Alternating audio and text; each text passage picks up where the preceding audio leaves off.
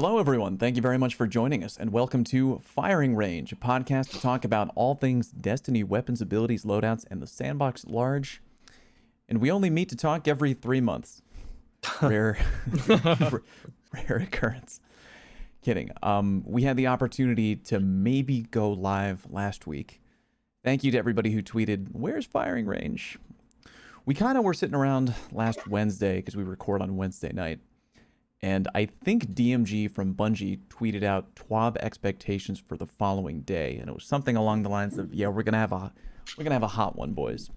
It's gonna be like a big TWAB about Sandbox stuff." So our two options were, we could either go live last week and be like, "Oh, so Guardian games, do you think the Hunters are gonna win? Let's talk about." What else were they talking about last week? I don't know. Transmog? I don't know. It doesn't matter. Or we could wait for a week and actually talk about the Sandbox like nobody else does. So we hope you understand. Cammy, how you doing? Pretty good. Excellent. Cool guy. How about Good you? to have you here, buddy. I'm doing great, and I relinquished my beard No, don't worry. It'll grow top back tier in like 2 to days. Cammy. I absorbed it. I couldn't handle it, dude. I couldn't catch up. So No one can catch up to Cammy. Drew, how you Tapped doing, out. buddy? I'm good, man. Happy to be back and talking with you guys. It's been so long. I know, it really has been. Merc, man. Every time I see you, dude, you're looking jacked. Like, there's a question we have to get to later. Apparently some ridiculous question that was asked last week about, like, if we were in like a plane crash, like, who would you eat? Like, what were you guys talking about on I don't know what you guys were talking about on DCP. I think that's just how DCP goes. I told him I couldn't answer that question. Yeah. I was like, I'd be remiss if I answered I'll that have to question. defer. Yeah, I was thinking about that while putting the outline together, and I was like, well, you gotta do Merc first, right? Because if you leave him around, he becomes too Stronger. powerful. You can't, you can't take him in a 1v1. We got to If I take him down right away. If I consume the others, I gain their strength, and then you become unstoppable. No, You I can't mean, even be contained by It sleep. would me be that- Merc I- second, me first, because then you get warmth for the winter, protection from the elements, the beard. That is true. That is true. Merc I needs to think it's get like tested, man. A Davy He's Crockett juiced. hat. we need to. I needed to find out if anyone had any like health issues or something that would put them down first, because then then I don't have to throw someone under the bus. I can be like, well, when he's going to There you die go. anyways, then I'll just choose you. But yeah, DCP gets real weird with their questions. They get a little extra over on that show. Check them out. They're wonderful. Okay, enough banter. We have probably too many things to talk about. Like, I was writing the old outline here. I was like, wow, I don't know if we're going to get to even one community question with all the crap we have to talk about. So why don't we dive right in? Last week we had that huge TWAB talking about all the Sandbox junk. I kind of figured I could just go through it with y'all, and we could divert off on a fork, on a tangent, which we often do, if the mood hits us right. Although I don't think we will on this first bullet point right here. 450 RPM auto rifles, baby. 17 to 18 damage. Merc, how fucked are we? Scale of 1 to 100. It actually makes them significantly better than you would think that it does. Really? Right? Because with the 1.6 times precision multiplier on them, it drops that TTK down to 0.8 seconds, which is pretty decent for a primary. 0.8 in the optimal TTK Yeah. deposit. What, If the you're 7 limiting and 1? the majority of your It's headshots right there. 7 crits for 6 resilience or higher, 6 Okay. crits 1 body for 5 resilience or lower, which is pretty good. The reason being because right now Gnawing Hunger is kind of like the pinnacle of ARs. Like, it's the most used one, it's the easiest used one. This is going to have the same TTK as that with a significantly higher range, better recoil direction, better stability, right? Comparable rolls depending on which 450 you're looking at. Shadow Price is obviously big because it just came back. I think that's probably why they focused on 450s to be buffed up a little bit. So, I mean, do I think it's going to, overthrow 120s? Absolutely not. But I said on Twitter that I'm pretty confident that it will surpass Gnawing Hunger. Like 450s will unseat 600s as the most used ARs. You are the resident console only player here. A couple of us dabble back and forth, but you're pretty much console man.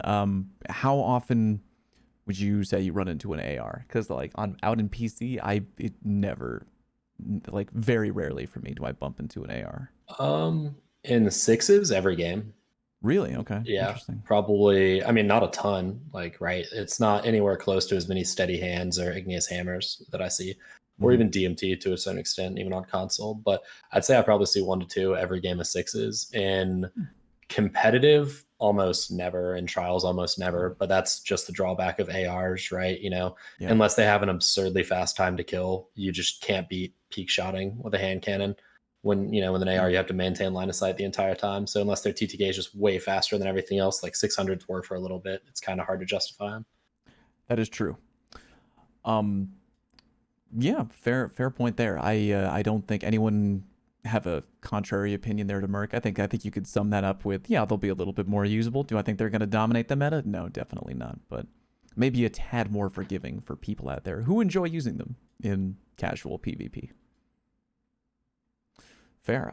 Next up, we got something that I think really hits people more for PvE. No, so oh, what's up? I do want to talk about Suros regime with that. Okay, fair. Yeah. Because correct me if I'm wrong, but non-spinning up is a 450, correct? It's a high impact. No. It's a high impact. It's the 360. Yeah. It's 360. Okay. So it is not getting buffed, sadly. All right. And there's things like Uriel's Gift. Uriel's Gift would have been awesome with that buff, man. Because it had firmly planted. It had all Deja of it, vu. dude. I've been holding on to a couple of cracked rolls just in case. Dynamic Uriel's sway Gift with meta firmly. V2. They couldn't have that, so. Yeah, I can't have it. I can't have it. I think the linear fusion rifle change is more geared towards towards PvE. But like I'm fine with that. Like, get another power weapon out there in the sunshine. We're gonna get a precision damage buff of 15% and increased ammo by 20%. Any strong feelings there? I'm kind of liking the idea of that, because like right now I really don't have much of a reason to put on any linear fusion. I've seen rumors that Sleeper with the Catalyst will be pretty good with that buff. Obviously, theoretical numbers at this point in time, but I've heard rumors that it's going to be quite high on the DPS charts. I actually finished the Catalyst today. Like, I wanted to make sure that it is done and locked before May 22nd. Because keeping track at home, that would be day 1 Vault of Glass, and I want to bring that bad boy into the Atheon boss room.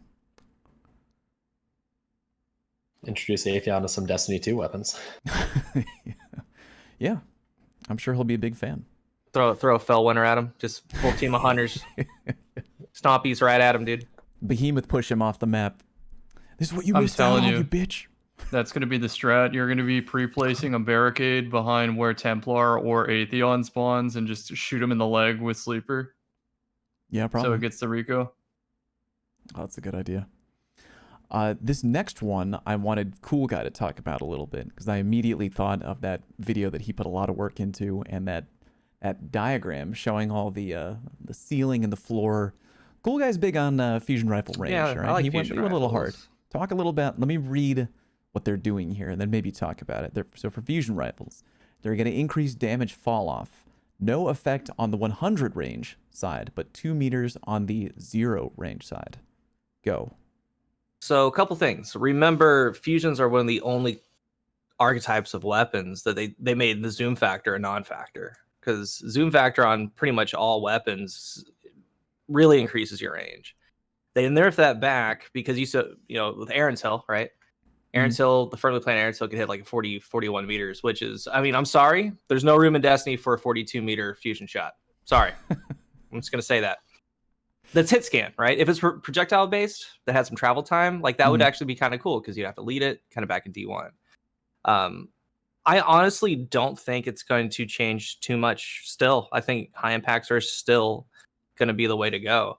And they said that, and remember these ranges, they go off of Hipfire and ADS, and then like within the actual weapon, there's a zoom multiplier, right? I think it's 1.4 for most fusions, maybe. It's 1.3. So their base zoom's 1.5. This isn't coming from me. It's coming from a guy named Monks who did all the testing on this.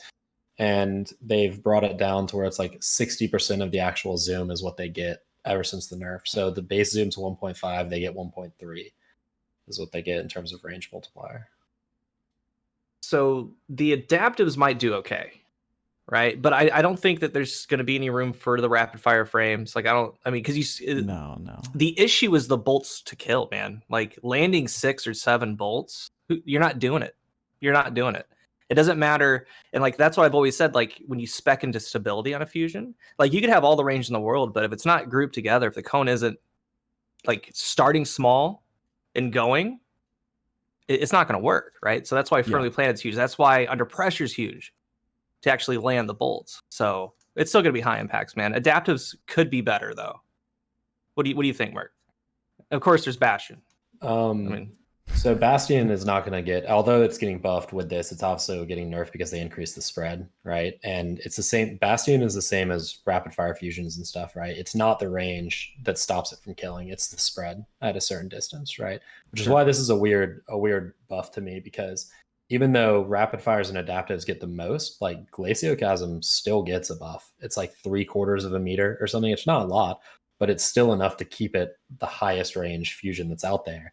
And it's already the best. So they were like, we didn't want to buff fusions and make high impacts even better. And then they buff fusions and made high impacts even better.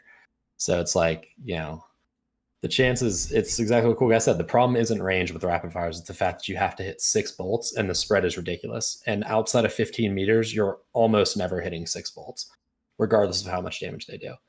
So increasing the range, it's like, great. That helps me literally not at all when I'm using my Cartesian coordinate, I guess is the one that we have right now. I mean, you could have unlimited range. It wouldn't help you because as long as you're not hitting the amount of bolts you need to kill, what's the point? Yeah. It's almost like Release the Wolves with Lord of Wolves. Almost, but it's kind of like that. I mean, like, remember Release the Wolves was stupid. Like, it was extremely strong. Like, now you have to be super close. It's sending out a lot of shots, but it's very wide, right? And you still got to land those. Whereas if you don't Release the Wolves, shoots a little bit slower, but it's on point. That's how I think of it in my head. So I don't think it's going to change much at all. Like I said, adaptives could, like liquid coil adaptives, let me rephrase that, could start seeing more play. Honestly, what's going to help them more is the perk buffs of under pressure and high impact reserves. I know that's jumping ahead, but like that was always something that I promoted as a good fusion rifle role, especially for adaptives and for high impacts, because those are the ones that can jump them up kind of like a tier in terms of how much damage they do. But now you used to have to activate those, right? When you spawned in and then you had to fire a shot, or you had to pick up some ammo and fire a couple shots, and then it would activate. So it was still useful, but it was useful on 50% of your starting ammo. Now it's useful on 100% of your starting ammo. And you can push high impacts up over 50 damage per bolt. If you combine it with liquid coils, that's what's going to push for them. That's what's going to push that 4-bolt kill range. And you got 7 bolts that you're shooting. So it's real easy to hit 4 out of 7 bolts with the high impact. Like that's why the high impacts have such ridiculous kill range. Like technically the damage fall off for high impact starts at like 17 meters or 16.5 meters. But with a moderately well-rolled Glacioclasm, you can kill into like the mid-20s because you just need 4 out of 7 bolts. Bastion stops being able to kill consistently at like 16.5 meters for comparison. Right. So, but it's consistent 16 and in, boy, let me tell you. Yeah. Well, 16 and in, it's basically a guaranteed kill. But outside of 16 meters, your spread's wide, and the chances of you hitting enough pellets, even out of all 3 of those spreads, is way less. Yeah. But Glacioclasm, like, I don't even have a good roll, and I was grinding the shit out of Dawning for it. I don't even have a good roll, and I can easily, in normal PvP matches, be, still outdistancing shotguns by more than double their usable distance, right? So, I mean, yeah. Merciless too. I think Merciless is going to be up there. Oh, I mean, Merciless has always been one of the best fusions, man. I mean, it's got good old kill clip on it, highest impact, huge stability with the catalyst. It can hit some range, man. I don't use it as often as I should. Every now and then, it's very rare. It's like finding a unicorn in PvP. Someone's like, "Oh, is he using Merciless, bro?" Like, did you know that if you get a kill, reload with kill clip, and you have to have on double fusion loaders, and you have on Battle Harmony, and you're on a solar subclass like Dawnblade, it does 89 per bolt. Did you know that? Cut his mic. Cut his microphone. I don't want that information. It'll kill anything in the game. It's glorious. God damn. All right, so I want to mention Cartesian coordinate. I think that thing is pretty good, but you have to have a near perfect roll for it to be even usable. And that under pressure high impact reserve setup is going to help that gun. so it might be a little better. Fusion Agreed. rifles are kind of in that category where if it's a like a high impact, then I'm Mhm. like, yeah, I'll give it a whirl, like kind of no matter what the roll is, right? But if it's any other frame, I have a very strict criteria. It's like, it's not that, no, I'm not touching it because I already know it's going to be like a borderline waste of time. It's just not going to work for me. I don't know if you guys feel the same, but So might what I keep started 'em, doing right. is if I see a bunch of green on the floor, a bunch of special ammo, I will switch off of my primary to Cartesian coordinate because its charge time is about 0.5 seconds.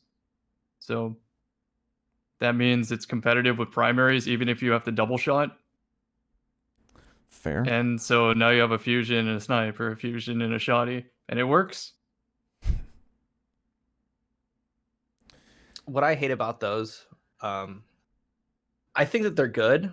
Like I have a decently rolled. I mean, I could bring up Dim on like a rapid fire, but like my issue with the rapid fires is most of the time. I mean, with some shotties hitting at 9 meters, dude, 8.5, 9 meters. Like with the tick rate, like you tie, right?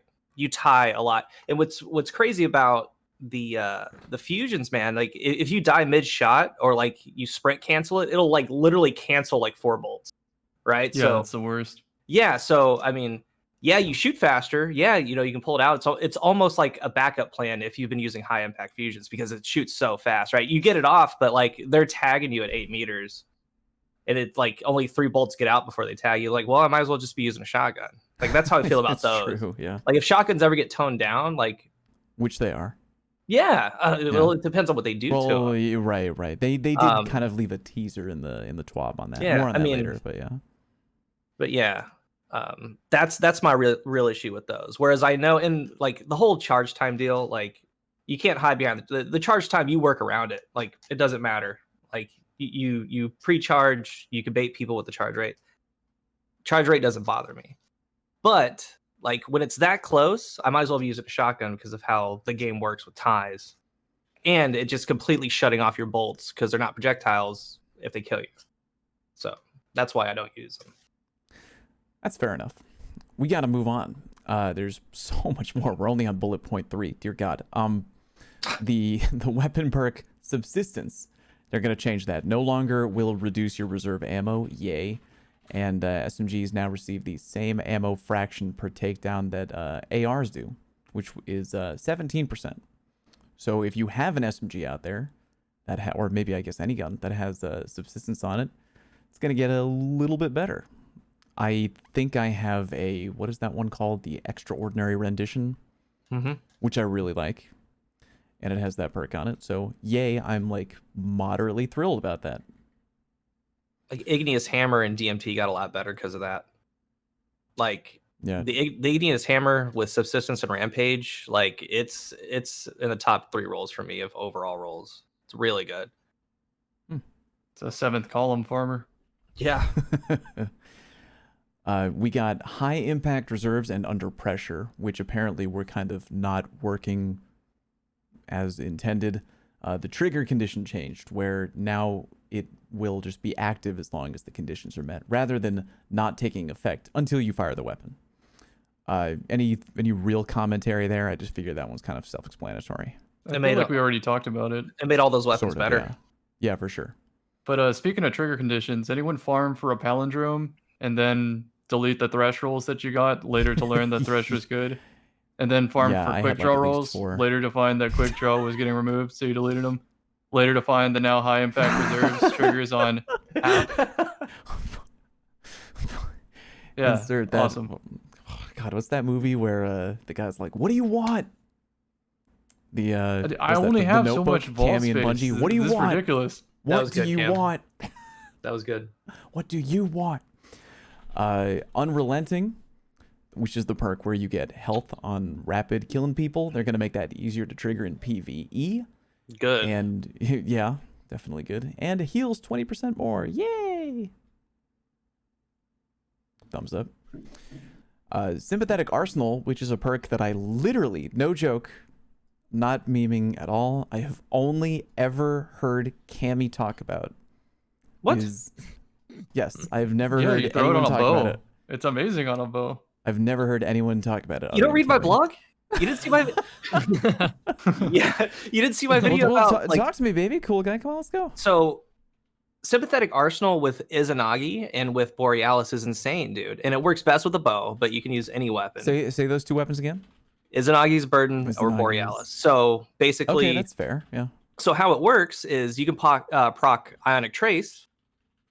Say it's match game, right? Proc it on Void, you have Ionic Return. You also have Shield Break Charge. So as soon as you hit that, you have Ionic Return and Charge with Light for high energy fire. You can just spin that on whatever enemy that you want. You switch to the bow, kill and add. It reloads everything, and you come back and your Borealis has max. Now with Izanagi's Burden, you can load in a ×4. Or how does that one work? Honed Edge, it's 1 bullet, then you Sympathetic Arsenal, yeah, and it goes yeah. back to 4. Yeah. But the So you load it in, bullet is stow there. it, get a kill. It'll reload 3 rounds back in. So how it works is the first shot is a huge ×4, but you rapid fire 3 shots after that. So it's nice, like even if you're under leveled going against anti-barriers, you use the huge shot, then the 3 after that, and you can kill an anti-barrier champion by yourself. Like even being like 15 levels under. It's really good. Stop sleeping on Sympathetic Arsenal. That's a good call. For, Yeah, only, for only those 2 weapons. for only those two, nothing else. Well, But, I mean, a 20 base reload. A lot of people go for Outlaw Rampage on 120s, and a +20 reload is nothing to turn away from. So yeah. you stack maybe drop mag with that. It might be better than Outlaw because it's no activation requirement.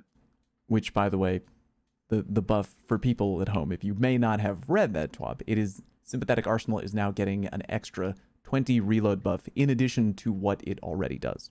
So they're just taking it and making it even better. This is a very funny habit that they're getting into where they're like, oh, a perk sucks, +20 to something. Like, just, you know? You get a +20. Yeah. You get a +20. It's like, oh, okay. I mean, that's better than what it was before, clearly, but it's also kind of just like, how do we make something better? I don't know. Pick a stat, give it +20. People will use it. It's not a bad method of making things more Which I don't like desirable. stuff. I mean, while we're on this, and we're probably gonna talk about other weapons in a moment. Like, I like stuff that you can't pull out of thin air. Like you can pull a reload out of thin air with mods, Okay. right? Yeah, Like sure. I'm all about adding stability to a weapon, recoil direction, and we'll talk about it later. Which it's really nuts what they're doing with elemental capacitor, or which one was it? Oh, Osmosis. yeah. Osmosis No, it's and elemental capacitor is the one yeah. that does recoil Elemental direction. capacitor. Now. Yeah, that's we're getting actually there. kind of nuts. I know. Like, I Real. think That's pretty wild, Drew yeah. was talking about it. With what We're it gonna does. get there. We indeed will get there. I'll give Past Drew the mic on that one. We got Dragonfly. Yay! It now works on heavy shanks and servitors. I know everyone at home was just writing angry letters to their congressman about that one. Hipfire grip. This one I specifically wanted to talk to both Drew and Merc about. We got Cone Talk, baby. Come on, like we got to pass the mic on this one. Oh man. So Here we go it's again. the TWAB notes on Hipfire grip are just like littered with nerd speak to the point where it's like it's just begging for a translation, right? They're talking about the +1 degrees precision Hipfire angle threshold +1.2 times reticle stickiness fall off distance. Drew or Merc, who wants to go first? I want to hear from both of you. Yeah, Drew. I was Yeah, Drew, gonna you're all start over by it. asking you a question because I really wanted to ask you this. Let's do it. What do they mean by hipfire angle threshold? So that is, I believe, and this is, I hate that they do this, but they use different terminology for all these things. I believe that's the assist cone when hip fire, as opposed to the ADS aim assist cone, which is normally what we think of. But the reason why I say that is because they then immediately go into talking about the hand cannon aim assist cone angle being 2.5 degrees to 3 degrees at 0 AA to 100 AA. Mm-hmm. And so because they just transitioned right to those two things, they didn't say they were changing anything else other than the reticle friction distance, which we obviously know is not the same thing. I just kind of linked those two together, and I was like, I think they just don't necessarily have like a unified phraseology that they use for this stuff. So I think that's what they're talking about. So I believe it's the aim assist cone when hip firing. Okay, that's what I was thinking too. I thought it was just specifically, again, based on how they worded it, like the aim assist cone while in hip fire.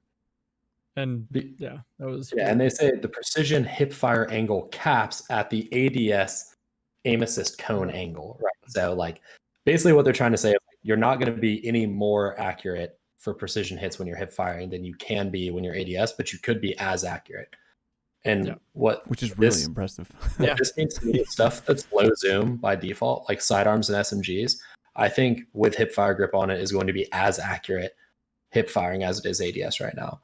Reason being because they're already by base really accurate hip fire. And in addition, they have such low zoom that plus 1.2 times reticle stickiness fall off means the reticle stickiness distance is going to be pretty much the exact same it is when you're ADS. You know, which isn't a huge thing. It's like 10 meters hip firing and 12 meters when you're ADS. But now it's going to be the exact same. And you pair that with you pair that with something like an Icarus mod to make it the exact same in the air too. And you're going to have, I think, a couple of guns or a couple of classes of guns, which it actually doesn't matter if you hip fire or ADS on, which is huge because we've seen how effective DMT can be specifically on PC because of that ability, right?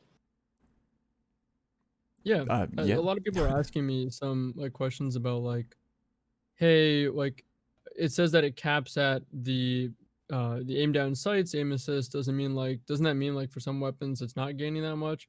And the way that I perceive this, and like correct me if I'm wrong, is that the aim assist cone, while hip firing, I believe, correct me if I'm wrong, isn't the same size, isn't as big as it is when you're ADSing. And I think that's the case because when you ADS certain weapons, you see the aim assist cone like change and like get larger. I'm pretty sure anyways. Again, correct me if I'm wrong. So this change is still boosting the aim assist cone while at the hip, but it's just, again, like we said, like Merc said, it's just only going to cap at your best case scenario. And your best case scenario is when you're ADSing. So it's just, again, translating that and making your hip fire more one-to-one with your ADS play, which is really, really cool. And I like that a lot because I love having more free movement. I don't like ADSing when I don't need to. I have a habit of hip firing a lot. That's why I use hip fire weapons. Mida mini tools can be super cool with this. I'm really excited to use it. That's a hip fire inherent weapon or hip fire grip weapon already that like everyone has, and it's already a great weapon. And SMGs give you so much free movement, you know, already move around, great inner accuracy. So I'm really excited for this change, and I think it's very significant. And like they say in the TWAB, when 1 degree is a very big deal. When you mention that 2.5 is 0 aim assist on a hand cannon, 100 is 3. That's only a 0.5 difference. A whole 1 degree is pretty significant. So I'm very excited for this. So we actually have a scale from D1 where I actually measured aim assist cones on hand cannons for comparison. So the last word with an aim assist penalty from the barrel, the aim assist was like 25 or something like that. It was like the lowest aim assist you could get on a hand cannon, basically, or pretty close to the lowest aim assist you could get on a hand cannon. And the ADS aim assist cone had a radius of 15 pixels, right? And then the first curse with a barrel that boosted aim assist had a radius of 17 pixels, right? So it's like that small of a change where literally this is on a 1080 screen and it's a 2 pixel change on the radius from 25 aim assist to 95 aim assist, right? However, 2 pixels, when you look at the area of a circle, is actually a huge change in the area of that circle, right? So although it seems very, very small on the outer edges, when you think about the fact that increased radius then goes all the way around the entire circle, it's actually a huge change in the area, right? So very, very, very tiny changes in aim assist cone can have very huge effects on how the gun feels in terms of magnetism. Now that we've kind of going to be... Oh, go on. Yeah. I was gonna ask, do you think this is gonna be a last word buff? I kind of interpreted it as that, but I think that's last word what might I read at. Yeah, act a little uniquely. I'm not sure because I feel like last word, if you pay attention to the crosshairs, it acts a little more unique than other hand cannons, at least on controller. That's a bad juju buff. Yeah, it's got hip fire grip built in. But yeah, I think that it's gonna be a last word buff. At least the way that I interpret it. That's the way I read it. Yeah, most importantly, I think it's going to be less of a buff to controller where it's already good. And I'm hoping, emphasis on hoping, that it's actually going to make last word a lot more consistent and usable on MNK, which is,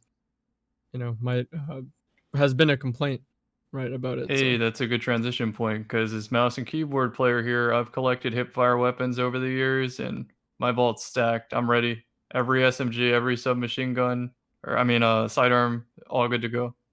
Hell yeah.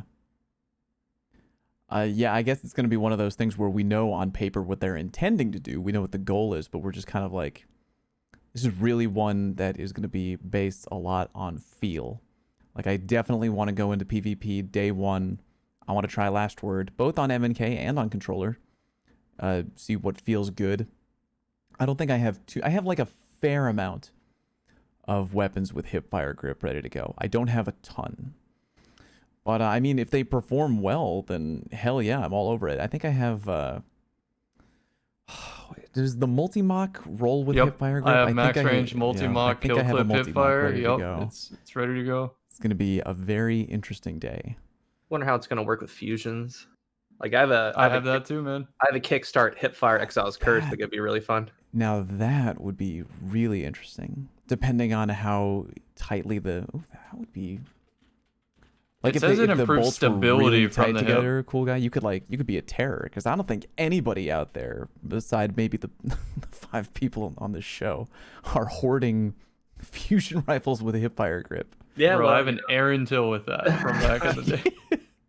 You're sick, Cammy. Disgusting. Quick draw Hipfire Death Adder, and we're gonna see how quick draw plays. But anyone got their mind benders ready? Oh God. No. I know Fallout does. No, you damn right. Still got like 5 of those laying around in the vault. We got Iron Grip, Iron Gaze, and Iron Reach. All of the new Iron Banner weapon perks are kind of getting their secondary stat penalty toned down from -40 to whatever that penalty is to -30. And I am thrilled about that because I have a steady hand that I've been rocking right now with Iron Grip, moving target, and a buttload of range and stability. Best hand cannon I've got in the game right now. Like, for me, like, I know how everyone kind of feels a little different depending on what hand cannon you're a fan of. Drew's got his 180 RPM bad boy from the raid, you know. But for me, my steady hand that I have, and it has Iron Grip, favorite hand cannon in the game right now. It's only getting better. Like, I've dealt with the horrific, like, I can probably get up and go get a drink of water and come back in the time that it takes to reload my hand cannon. But I make it work. And now it's going from -40 to -30, baby. Thrilled. You want to hear hot take, controversial? Love to hear it, cool guy. It's still too much. Why are those giving a -30 and 40 penalty, dude? Like, I get what they're going for. Like, I get what they're going for. I'm gonna hit you with a super nerdy reference. In competitive Pokemon, cool guy, there are items that can strongly boost the potential of your Pokemon attacks, but they come with intense drawbacks, focusing you to make very competitive choices. So there's like a thing that'll, Drew, you know what I'm talking about? Choice band, choice specs, baby, choice scarf. Yes, Hell yes, yeah, and I stand behind that, and I like penalties. I like it. I think it's a good idea because it makes you like, so in Pokemon, you do like choice scarf on your Pokemon, and it'll boost up your speed by like, what is it, by 1.5 times, but you get locked into one move. So it's like a real double-edged sword, right? So you could be like crazy much faster, but you get locked into one move. Changes the meta into like who you can send out and then pull back. It's very like, you have to really think about it, but it added a really deep amount of, I don't know, of competitive depth to the game of to the competitive depth in the game of Pokemon. But I get what Bungie was going for. They wanted to maybe give something really tempting, but it comes with a penalty. So like, do you want to do it? It's just finding the right balance to me of like reward versus drawback, and it looks like they're trying to tinker with that because apparently not enough people are using whatever. And I feel that because I think I have an SMG with Iron Reach on it, the multi-mock, and it's got like 2 stability.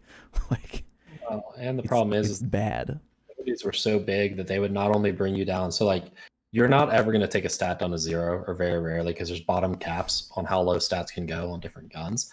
But what would happen is it would take the stat all the way down to the base, and then you would put like Flared Magwell or something on it, and it would eat all of Flared Magwell too. Because it's like, oh, you moved 10 back up over the base? Nope, back down again.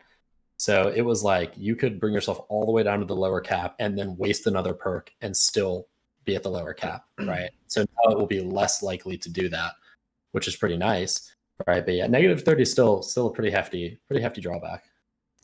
I could Yeah. handle the reload because on some of the guns you could roll slide shot, or you could run a class that auto loads. Transversive, yeah, the inertia like- override, etc. Mm-hmm. But the stability, that one's hard to justify. Yes, hard, yeah. you can control the recoil on mouse and keyboard, but the second that you're hit by a shuriken, you wish you had the 30 stability back. Okay, so the Iron Banner is gonna come out with this hand cannon, the finite impactor. Like, if it stays the same, which I believe it has 41 base range, Okay. if you fully kit it out, I'm talking like accurized with, we'll say small bore or hammer forged with iron reach. I mean, we don't know if it can have iron reach. I would assume it does. But what that does, it's going to have 87 range and 15 stability. What RPM is this? Hand 140. cannon? Like, you could have okay. an 87 range, 15 stability, 87 range. or an 85 range rangefinder palindrome with 62 stability. Like, that's why I think it's stupid. Like, Gotcha. we could talk about penalties all day, but like especially with palindrome there and other weapons. Like, when we talk about like the steady hand having like a huge drop to its range for, let's say, what is it, aim assist, whatever it is. Like, I'll just put rangefinder or try to find rangefinder 2 prophecy. I like what you're bringing to, because it's no longer a matter of like, oh, well, Like, it's a very interesting idea to give a benefit. It's a that novelty comes with a drawback, but I it said also takes a complete back seat when it's like, why wouldn't I just use the palindrome? Yeah, or I mean, whatever other option that has no penalty. And that's you can why do I the don't like same it, thing. because Fair, like, very 'cause you fair. can compare it to everything that's in the game and what's coming out. Like, to me, it's a novelty at that point. If you're gonna drop me down to 15 stability, there's nothing that you could do to that. There's nothing you could do to that, and it's still not gonna outrange the palindrome with rangefinder. Well, then So- that definitely becomes like maybe a different discussion, right? Like less of a discussion of like, ooh, what do we do to make these double-edged weapon perks balanced, and like, what are we going to do to actually encourage people to not just be like, F it, I'm a roll with the palindrome if they have one, right? Or like making sure that things are that other weapons in the box are tempting, rather than just taking the most cracked one and being like, yeah, I'm just roll with that palindrome. So that was my very first statement, Pokemaster Fallout. Thank you, cool guy. I will teach you the way. It's still too much at 30. It's So still too much, baby. Sorry, I I've always couldn't hated the help Iron Banner myself. But yeah, they're gonna get a little bit better.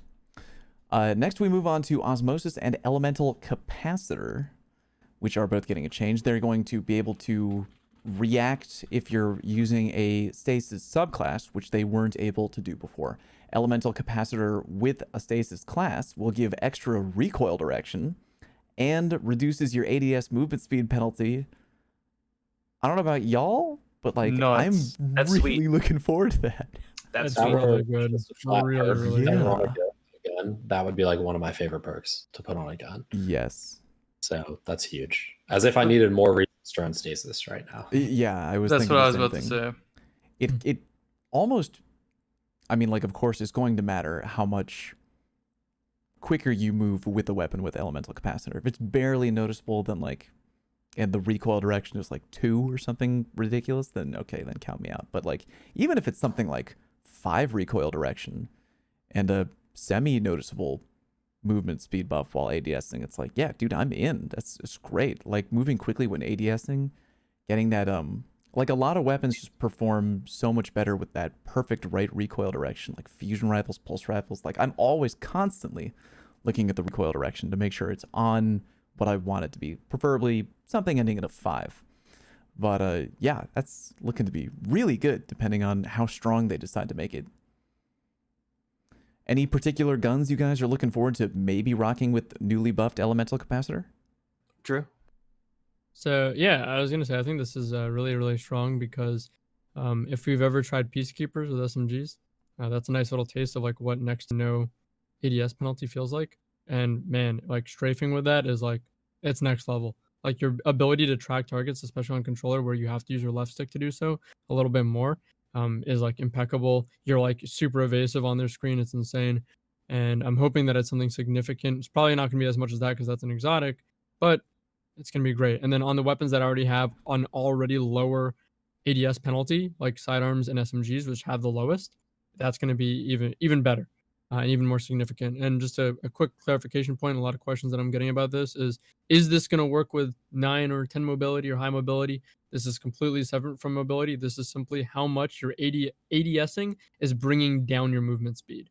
So for all intents and purposes, playing with 10 mobility and having this will make you move faster than 10 mobility without this. Weapons that I'm excited for this reason is there's like Dire Promise as an elemental capacitor. Ooh, yeah. True Prophecy has it. The 7th Seraph Carbine, or I call it the AK, which is getting buffed by the 450s, has it, which is interesting. This perk will pair disgustingly well with Moving Target, because Moving Target also reduces your ADS penalty. So if you have a summoner, man, I didn't even think. I don't mean to quickly interrupt you, Drew, but like, so by the time this episode airs over the weekend, we'll still have time before season 14. I'm really tempted. I might go to the tower. I'm sure everyone on the show right now has the problem that we all have of like having so many materials to turn into Banshee. And he can give you a Dire. He can give you a True Prophecy. I might try now to go for that role before the new season rolls over. I didn't even think about that until you brought up, like, oh yeah, Dire Promise, True Prophecy. It'd like, be overflow, triple tap, auto loading, opening shot, snapshot, paired with osmosis. Huh. Elemental too. Yeah, or elemental. Yeah, or elemental. Yeah, I mean, I love strafe speed. I love lightweight weapons, and it's not because I like going crazy on people's screen. Like, sure, that's part of it. Evasiveness. You do like evasiveness that, is nice. I do like that. You know, I like the evasiveness. Don't get me wrong, but it's like, so that's much smaller of like a reason. The reason is because the faster movement speed you have, sometimes it might feel a little awkward and unwieldy, and that's where it's like up to your discretion on what feels comfortable. But finding that level that allows you to aim really well on controller, where you are using your character's movement to make fine movements similar to, I guess, like finger or wrist movements on a mouse. Like, use your character to follow and trace people. Like, that's, I mean, like when I use the multi-mock, that's what I do. That's why I love using SMGs and feeling like I'm beaming with them. That's why I value this so much. And being able to have that on a hand cannon now, like you mentioned, is really strong. Well, I was saying that this is going to pair so well with Moving Target, because Moving Target is going to boost your aim assist, which makes it a little easier to keep track with how fast you're moving and keep landing shots. But also, Moving Target will reduce your ADS penalty, and I have no reason to believe why this wouldn't stack on top of that and reduce that further. So I have a summoner with Moving Target and elemental capacitor that I'm like absolutely excited to be using. I feel like have that same role. Also, yeah, it's nuts. I think it's been insane. Yeah, I'm going through right now to see where it rolls with Moving Target elemental. That Vanguard pulse rifle, the adaptive one, can roll Moving Target elemental capacitor too. Yeah, that's gonna be so. Is there anything else, or just those two? For those are the ones that I looked at. I gotta look it up. I haven't looked at everything. Prophecy. I'm going through right now. Drew, we got all right, check it out. Polygonal, high caliber rounds, Moving Target, elemental capacitor on a summoner. Not adept, but good enough. we man, take those. That's fine, dude. You're gonna be zooming. Yeah. And that auto's still good. It might not be meta, but like in 6s, it's gonna be super fun to like fly around with and I don't know why I have this. I'm not gonna question it. Barrel Shroud, Accurized, Threat Detector, Elemental Capacitor, Range Masterwork, Astral Horizon. Ooh. Not terribly shabby, depending on if you run arc on that, that's strafing around the corner with a little quick ADS there. That might be interesting. No. Run it on Stormcaller. You get the quick draw. That's what I'm talking about, Cammy. I'm pissed because my free-to-play account has that Astral Horizon, the Celerity Threat Detector one. Oh. Celerity Threat Detector. I actually deleted when I was cleaning my vault a True Prophecy with opening shot elemental capacitor that I had like a lot of kills on too. I'm like, what's this without rampage? I use this all the time. I'm only gonna run back. And then I was like, add it to my never-ending list of replies when people in my Twitch chat are like, Fallout, why is your vault at 500? Why are you keeping all those guns with this? Because they could change it at any time. The Mhm. first thing I thought about, like just on a base level in my head, I'm like, well, it's gonna make Dire Promise pretty much feel like a lightweight again. Like that's what I thought of. True. That's what I thought of.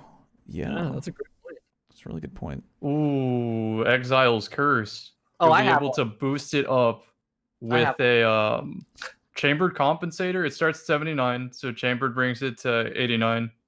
And then the elemental might boost it the rest of the way. Huh. So you could put 100 recoil direction on a high impact fusion. Huh.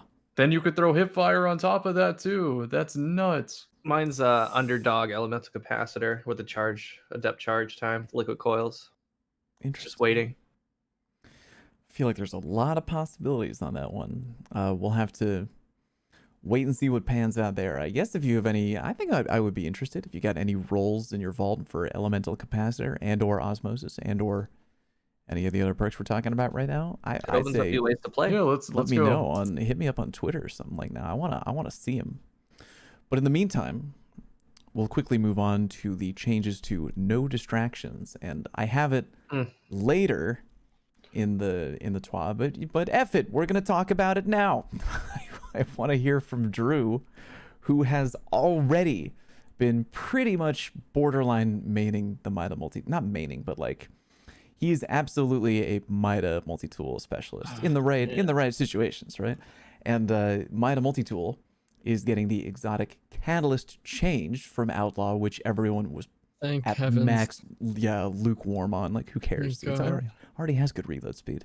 And they're giving it no distractions, which is now in season 14 going to get a reduced trigger time from 1.5 to 1 second and improved flinch reduction from 30 to 35. So the Mida multi-tool is going to get a 35% flinch protection. Drew, how do you feel about that? Oh, I feel like I'm like ascending. Like, I think since like year one, I know like everyone. I feel like such an idiot because everyone is like looking at the TWAB. I go on Twitter, you know. I always just put my like candid reactions without reading Twitter or anything. Sure. Yeah. And then like I put them out there and I start reading Twitter and it's just like, you know, like everyone's like, what a this TWAB was like nothing about Stasis, you know, like, and, you know, all the big issues in the game, right? And not taking it away from that. But then there's like me just be like, oh my God, they changed the Mida catalyst. And like people memeing the fact that like they changed the Mida catalyst. I'm like sitting here like losing my mind. And like you could have just scrapped the entire TWAB and just said Mida catalyst changed. And I'd be like, we won. We did it. They we lack beat Destiny. Drew. Look, they didn't go Man. through hell to get the They lack Mida vision. catalyst originally. That's why they don't appreciate it. We Sure, got to I mean, like, 5500 and we're it's a like, rough catalyst. outlaw? Are you kidding me? Yeah, I mean, it wasn't even, Cam, think back. Like, Mida's always been a weapon. I love, it reminds me of the Halo DMR. I love my strafe speed with it. Like, I love, like, zoom in, you know, like the ability to track because of it. I love the sprint speed, but it just has so much going for it. It's such a versatile weapon. It's harder to shoot than hand cannons. Yeah, I'm going to say it's harder to shoot than hand cannons at mid range. But if you got the shot to support it, you have an ultimate weapon of versatility. And that's always been so attractive to me that I wanted to master. So back in year one, when I used to use it, when it was like actually like more of a quote unquote meta option, and leading up until when the catalyst was in the game, I remember me and Cam and Sides got it, and like, you know, it took 5500 at that point. I'm like, dude, like, are you serious, Outlaw? I'm like, are you kidding me? It's like it already has like max reload, like my extra 5 frames of reload speed.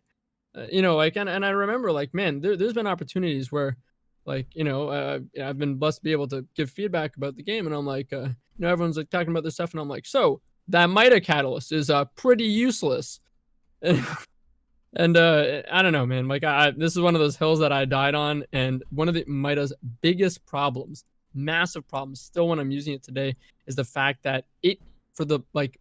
I don't know why it can't shoot straight. It does not handle flinch very well at all. No, it doesn't. It can't do it. It's funny because terrible, it can it's flinch abysmal. other people, but like it's really You good. can't at even do flinching other that. They people. nerfed high callus because of year one. Oh, you're right. Okay, well, it used to be really good at It's flinching still, people. it's It's still pretty good. Perhaps too It's good. It's still pretty good, I But think. I but still yeah, think if it's you get pretty good. hit, like, because I was trying to rock the Mida, because again, I wanted to finish the catalyst. I had the catalyst, but ever since I learned it was outlaw, I was like, well, there's no point of finishing it. But now I'm like, oh, well, yeah, no, I have to finish it now. So, but like I was using it in PvP to try and finish it. You take any damage and you're like, I can't land a shot. Like, it's too much. Yeah, dude, it's awful. Like it's terrible. It's an abysmal amount of flinch. So I'm hoping that thanks to the reduced trigger time and slightly more impactful anti-flinch or reduced flinch, I think this is like a match made in heaven. Like perfect. Directly solving one of the weapon's biggest problems in consistency. I'm very happy about that. And even on snipers, this is going to be really awesome because a big criticism of this perk was that it took too long to activate. I was kind of worried, like, about the 30 to 35% boost. I think like the reduced activation plus that on snipers is like, we don't want snipers to get back to where they were, but hopefully it won't be at that point. Hopefully it won't be that significant, and it'll be more significant on the primary weapons like Mida that's on. So I'm happy. Remove flinch from all primary weapons for the love of God, please. Please. Flinch is my least favorite of all FPS mechanics that have ever been invented ever. I hate flinch so much. Even if it had a 3-second trigger time on snipers and it could be instant on primaries, like I would never take this off. I will do anything to reduce the amount of flinch that I'm getting. Because to me, it's the exact same thing as bloom. I mean, I would do dirty sexual things to reduce the amount of flinch that I have on my primary weapons. I love it. I have to reiterate with the Mida catalyst that anytime we were on death cam watching someone clutch up with a Mida, and if they did it, we're like, oh man, that outlaw is going in big. Just sarcastically. Oh yeah, we'd meme it all the time. Yeah. I think How many reloads you get in, Drew? I got 5 before it dissipated. Trying to reload while like shooting in gunfights and like feel like, oh my god, I have outlaw proc, let's go. Like reminds me of pushing. Reminds me of playing with Cool Guy. It's something before, pre Shadebinder or no, pre-Revenant Shuriken nerf.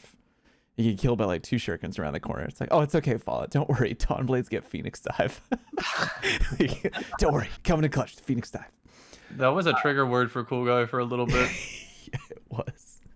Man, so it really was. I mean, let's really break down. Like, I do think Mida's going to insert itself in the meta, dude. I think it's going to be an option, dude. I really do. It will for sure. I mean, we're talking 100 aim assist. So like, and remember, you can double up on scout unflinching. So we're talking upwards of 45, 50% flinch reduction. How much aren't those cheap though? Right now, aren't the scout unflinchings like now super they are? discounted? They're 1 right now, season? But who knows what they'll be next season? But I mean, they'll normally cheap anyway. They're what, right? 2? Scouts are the lower tier, man. They don't cost. They might be 2. Yeah, they're 3 each. I It's think expensive, man. I can't afford 4 on my chest. Are you kidding me? So you talk about made out of slots. A single or double targeting on, and I'm not talking about aim assist. I'm talking about for pure aim down sight speed, because the handling's at what, 86, and accuracy too. Yeah, and it gives accuracy. So, dude, it's got a wicked strafe. It's gonna. I mean, the 120s are getting brought in. It's got 100 aim assists. It's got 16 rounds. The no distractions perk is set up with always having a radar up, dude. I really do think so. I really do. I think it's going to be a contender, yeah. And don't forget about Izanagi's burden with no distractions, and it's times 4. Oh, yeah. Sure. Does that have that perk? I yes, it does. Never even knew that. Remember, they put it on because it had something else that was stupid on it. I don't know, like, what was it? It had outlaw too, didn't it? No, he had an outlaw. They said it was too strong. Poor outlaw no getting distraction. Yeah, Bungie like, well, we need to put something on. Yeah, just give it outlaw. No, like in that case, it was too strong with Izanagi. But yeah, I mean, I think it's gonna be really good. I really do. Moving on, we got Celerity and Bottomless Grief, but I think we've already talked about that fairly extensively if you didn't hear at home. Celerity is going to always give 20 handling and 20 reload in addition to the normal triggered effect. Bottomless Grief is always going to give 30 to the mag in addition to the triggered effect. Thresh we've already talked about, which they, forgot to mention works now in Season of the Chosen.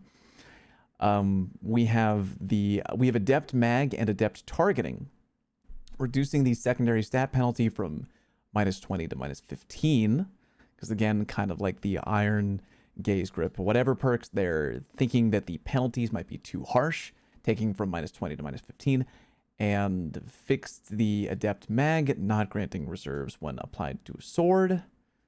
And I'll just throw in one more. Adept Counterbalance, improving the recoil direction benefit.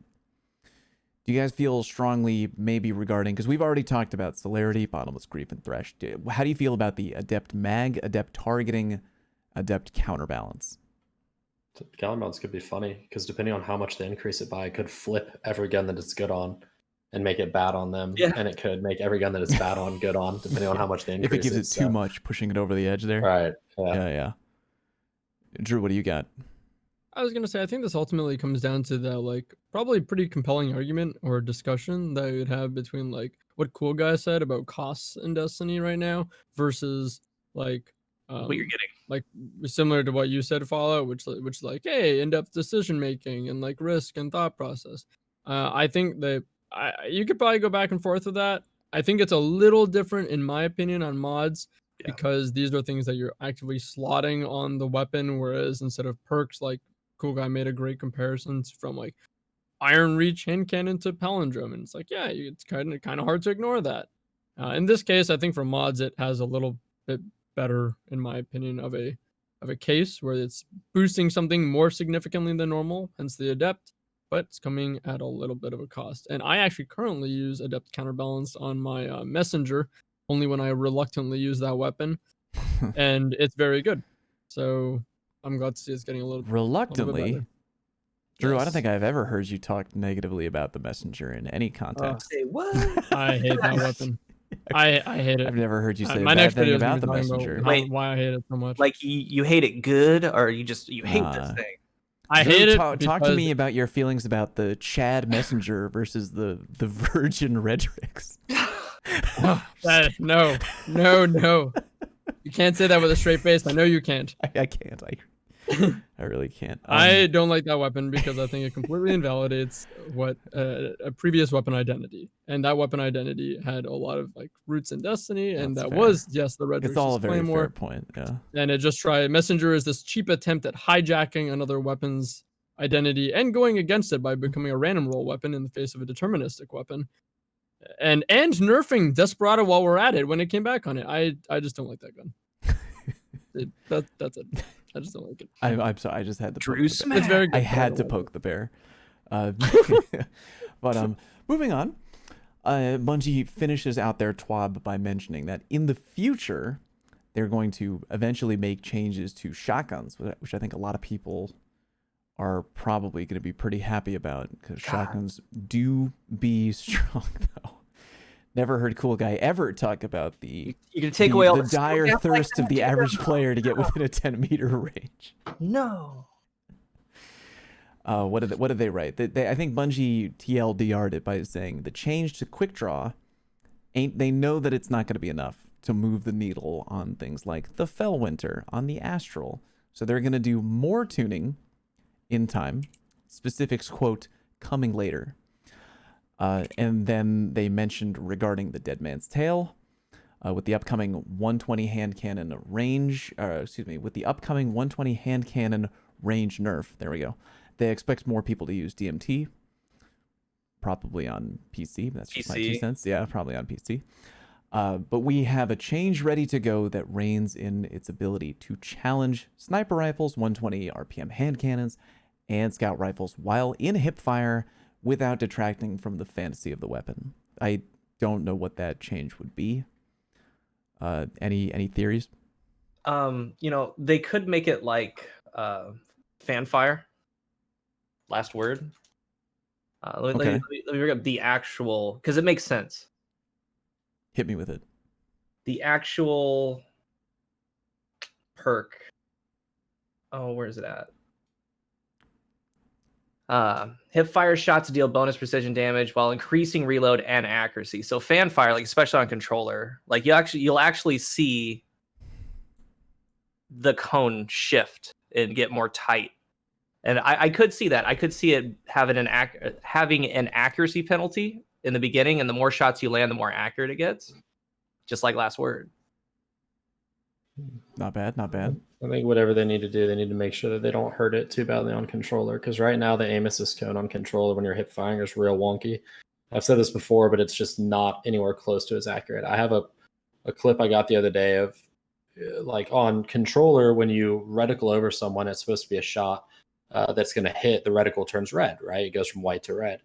And that usually indicates like you're going to hit the person. I have a clip of me shooting like 11 out of 14 shots with a red reticle and missing like 9 of them, basically. And that's not bloom. That's just Yeah, not it's registering. just it's saying like, hey, you can hit this person. Nope, just kidding. Like, you're not aiming in the correct spot, which is incredibly frustrating as a controller player, right? Like, what I would like to see is, the thing is, on controller, like, you're not really hip firing super accurately at 60 meters like you are with a mouse and keyboard. Like, I think if they just cut the hip fire range down, because that's how far out it goes. I think it's 61 meters is like where you're supposed to actually lose accuracy. But on mouse and controller or mouse and keyboard, it's just infinite, is basically, because the damage fall off is negligible. So it's basically infinite, right? So if they actually put a cap on the range for mouse and keyboard, I think that alone would probably like just bring it down into the range where it's only got full damage at 35 meters when you're hip firing. And that's still going to challenge 120s, but you're not going to be able to sit 75 meters away and 3-tap people in 0.8 seconds. Whereas on controller, it doesn't matter anyways, because nobody's doing that to begin with. You're aiming down sights at that range. Yeah, and then that's fine. And leave it alone when you're aiming down sights, because it's a 1.00 second time to kill. So that's fine. Cam, I gotta know your thoughts, man. Why is the RPM 150 or 140 when hipfire, but ADS is 120? Because power fantasy. Yeah. But the damage model is a 120. Like, it doesn't scale down. Yeah, but again, if you make the RPM 120 when it's hipfire, like, you've just entirely shafted it on controller. Of it? Like, it now sucks on controller. It's like actually bad. Whereas right now it's like pretty unique, but not oppressive. Whereas on PC, it's like actually oppressive. So, and I don't think that they're going to go that drastic in terms of doing things differently between controller and mouse and keyboard. Or I'd be really surprised if they did. Understood. Yeah, I mean, looking back a couple podcast episodes, I said something along the lines of relative balance wise, it's maybe the most powerful gun ever made. And that was from the mouse and keyboard perspective. Glad the community is warming up to it. What if they give you more flinch while in hipfire? I know Merc hates that, but that's sorted out real quick, dude.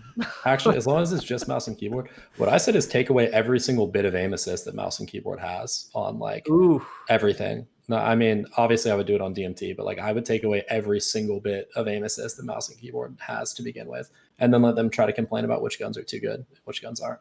Because a lot of people are going to find out that they're not quite as accurate as they thought they were if they were to do that. So on controller, we know we're not that accurate, right? You need to hit that Kovacs haunted forest, know what I mean? Yeah. So if you disagree with that opinion and you have an anime profile picture on Twitter, Find me I on encourage Twitter, you to reach out to Merc I'm telling you, bro, with your hot opinions. I blocked like 100 people over the last 24 hours. It's actually was it Jingleheimer that said anytime you see that kid, tell him the anime or the manga spoiler? Yeah, that was great. I'll hit him with it right now. Naruto loses his ramen coupon. Rick, I don't know what you're talking about. There's no aim assist on mouse and keyboard. That's absurd. You know, Oh my God, another thing that's really crazy about DMT, I mean, while we're on it, I mean, it came in with random rolls. Now, with Hawkmoon, you got a lot of different feels with Killing Wind, with all these things. With DMT, it's like, it's shredding you no matter what I got on this thing, dude. Like, could have subsistence, could have Vorpal. Yeah. It's out there. 12 weeks and knock on a moving target roll. But one day I'll get it. I believe in you, I got Mark. my dream roll on both. You just got to earn it. Yeah. You just got to earn it, bro. And I really love that I get Why don't you just exactly earn it, one though? chance per week to earn it. Like, that's Yo, really fun. here's No, another you just gotta thing. earn it harder. Quick draw got nerfed, Earn so it better, now harder. inherently high handling guns are valuable, and Hawkmoon is one of those. You can random roll it to get like 96 with snapshot, so you can have a Jesus. pretty spicy quick draw gun. That's kind of I'm surprised we actually managed to get through the entire TWAB from last week. Because we still have more to talk about, because Bungie dropped another news bomb about the upcoming season, which I wanted to quickly talk about. But do we have anything else regarding the sandbox changes from the TWAB? Any weapons you're maybe keeping a close eye on? Anything you're worried about? Any closing comments one note I regarding wanna a new add. sandbox change? Okay, sure. With like elemental capacitor and exotics like Nezarec Sin, and what's the chest piece for Warlock? What are you The talking one about? that's The battle the harmony? one that's element super. The battle harmony. Battle Harmony. Yeah, yes. yeah. And then the new Titan boots that we're about to talk about. Yeah. I'm in a very unique deck building meta, loadout building meta, where now I care about the element of a gun. So previously it's just use the best. Don't worry about the element unless it's arc and someone just pulls Risk Runner. But Now I care about the element, because Void means that I charge Warlock super faster with Nazarek. Arc means I get quick draw on Elemental Capacitor. And then Solar means that Battle Harmony and the Titan Exotic might be more deadly. So it's very cool. First time ever on Destiny Item Manager that I have more than one PvP loadout. Interesting. Any other final comments before moving on to potential new season stuff? You know, we can choose violence and talk about Transmog and how we're all very happy with the implementation, and that everybody who's unhappy is being dramatic. If we want to do that. Oh, good lord! You're just trying to pour gasoline on the fire now, aren't you, big guy? Look, man, I'm on a roll. It's been a heck of a week. Right now. Are we doing this? How It's been dare one hell of a week. No. I okay. get where the complaining came from. Now you're poking me. Now you're poking the bear over here this way. No, I do. I said that I would not be at all upset if they had implemented it a different, more user-friendly way, right? Why is the new Hunter drip not on this outline? The granny panties, the slacks. I'm sweater. hosting a party on my daddy's boat hunter outfit there. The Catalina wine mixer. The Catalina wine mixer hunter. The Reddit post of the guy was like, so Bungie, I counted in your transmog section of your video, there were 48 pieces of armor that were switched on and off. It's like whatever, that's X times amount that we get with our transmog system that you gave us. It would take us X amount of years or months to get what you've shown in the trailer. I won't lie, that's kind of not funny. if you just throw stacks. Come on now, you can afford those pants, those slacks, but you can't afford a little bit of transmog cash. Hold on. Cash at it, baby. This Spend is some of the that same Dogecoin, Bungie baby. that 4-tapped a Dawn Blade with Last Word.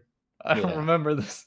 Yeah. When they what was that? We found out a long time ago they were boosting the damage of all their gameplay and their PvP trailers to make stuff kill faster. And that was back in year pops a one. Dawn Stuff Blade. killed real God, slow. that is really funny. Like, bro, he had weapons of light. He passed through a Titan bubble earlier. Yeah, he did both. Don't worry about it. Beefing it up. Good God in heaven. All right, let's talk about the new season stuff. So we got a trailer dropped the other day for Season of the Splicer. Yay, finally have a name. Or I think some people knew the name already from data mining, but It's Season of the Baby Fallen. Like, Season of the come on. Baby Fawn, right? Or as I've seen on Twitter, the Smallin. This reminds me of pollen though, and allergies. Oh well, I mean, think of it that way, in that they both bring tears to your eyes, but one in a bad way, one in a good way. You know what they look Got like? it. I said this on Twitter, but they look like the baby hive worms that you use to blow up walls. So I'm just saying. Don't get any funny ideas, Merc. I'm just saying they're similarly shaped. They're like little footballs. Like, Who just pick hurt 'em up and- Good God. But in addition to all the new stuff they talked about with the new game type, the new whatever, let's talk about the new exotic armor, because we've gotten plenty of requests on Twitter to talk about the new exotic armor. So we've seen one piece for each class. Don't know if there's more, but we know about these three.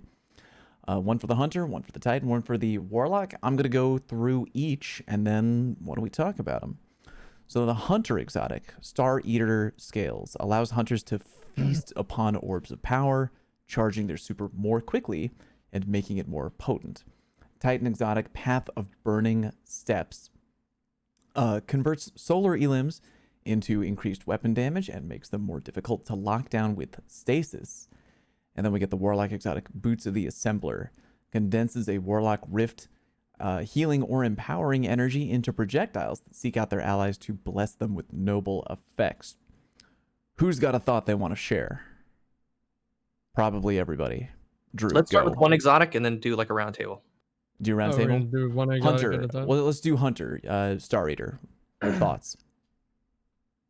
Way I interpreted this to work, my idea I think was pick up an orb, then your super cooldown decreases. It's almost like boosting your intellect stat, and then your super's probably gonna either deal more damage or have more DR. I don't know. I guess that's all right. I'm not really more excited about more super gaining exotics. I'm not really partial to them. I don't really like them.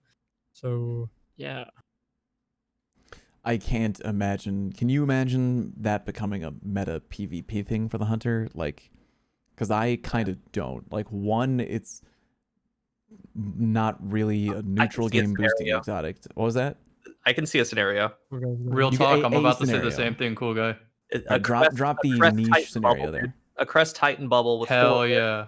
And Oh, there good is such a God. thing as orb size, ladies and gentlemen. Like there are small orbs, there are medium-sized orbs, Tell 'em. then there's the Tell 'em, crest of cool guy. alpha Luffy orbs. Okay. Yeah. Like and in PvE too, Fake. like if you have a crest Titan dropping that, and this these hunter legs, like if you're on bottom tree, like Heart of Inmost Pack, or Heart of what is it? Heart of the pack. Heart of the Heart Pack. of the pack. Yeah. You know, creating a lot of orbs that way, just giving orbs to your team, then getting them back. Like, I think it'd be really good. But I do think that particular one is going to be best with Spectre Blades in PvE. And I kind of talked about it in my video, but I'll give you the rundown with it. So, you get a flawless execution, right? I think that it's going to give more super damage. If that's the case, you can get a flawless execution headshot, hit a major, hit a boss, because you're going to be invis. You go in, tag him, you pop your super, and your Spectre Blades he's going to be debuffed, and your super is going to be doing more. So it's going to be a lot of damage. Plus, your team can do their rockets and swords or whatnot. And as far as PvP, I think it's going to be similar to like a Battle Harmony feel. But you got to be looking for orbs, right? Masterwork, weapons, teammates dropping stuff down. Honestly, it could be like I said with trials, like. If Cammy has a like if I use my super Spectre Blades next round, I'm gonna switch to the boots if he's dropping. Yeah, I'm gonna switch from Heart of Inmost Light to Crest, drop a bubble. He powers up his super, gets it faster. Yeah, and now we just reset and refill. This is a very interesting situation. Yeah, so honestly, maybe not strong in the sense of a on its own standalone exotic, but kind of a situation like a hunter version of some D-bag Warlock. Tossing on the Geomag, going back and forth between something and something else to fit a very particular it's the exact goal, same thing. that you're trying Geomags to Geomags don't sound great on their own, but when you just swap to them at 70%, they're the best. Yeah, like a Raiju cancel, dude. Like if an Arc Strider wins a round and gets a third of his super back because he cancels it, then he comes out the next round and drops a bubble. You have those boots on, and you get the I don't know. There's a scenario there, man. Okay, fair enough. I'll rate that a keep an eye on it out of 10. What about the Titan exotic? I have heard a lot of people talking about the Titan exotic, the Path of the Burning Steps there. Drew's shaking his head. He's already shaking his head. Let's start with Drew. I'm ready. Drew. What do we got? Slaps these boots. I think these things are going to be nuts. I actually think people are going to swap off Geomag, or not Geomag, Dune Marchers. No, wait a minute. I have a question for you, Drew.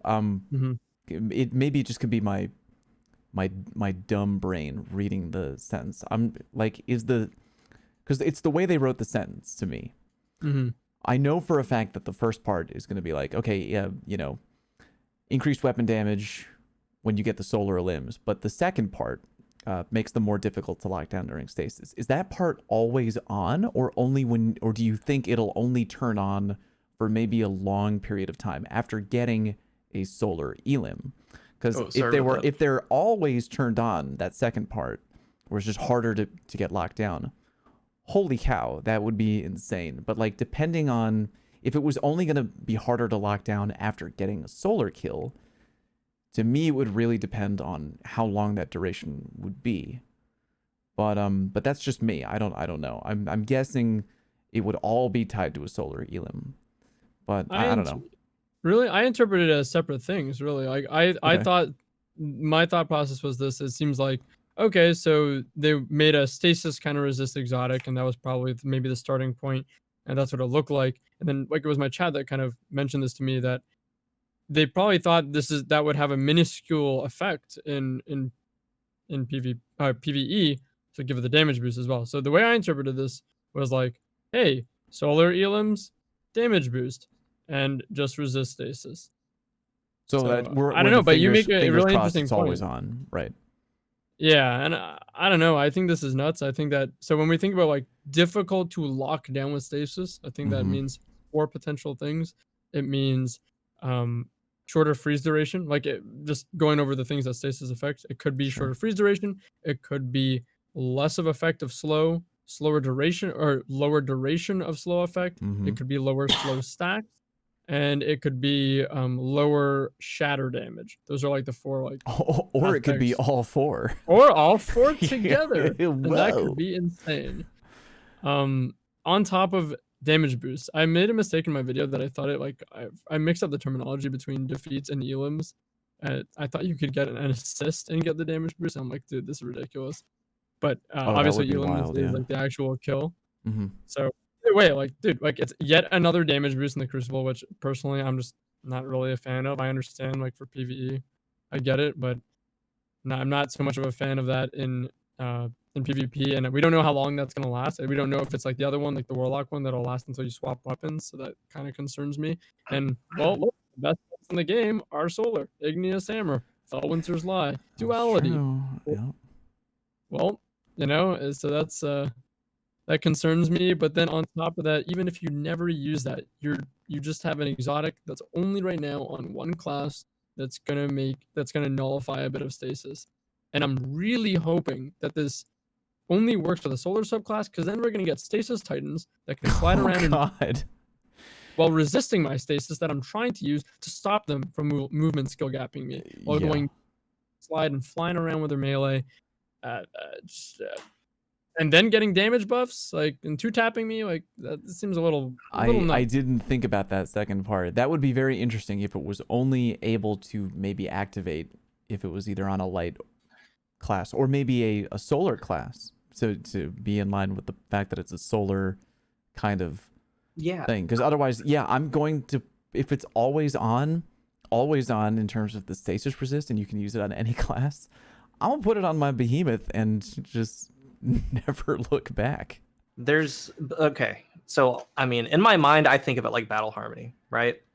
But I also think of it like Nezarec Sin. But like Nezarec Sin in the fact that you can use Nezarec Sin with a Void Weapon, but it's best using it with a Void Weapon and a Void subclass.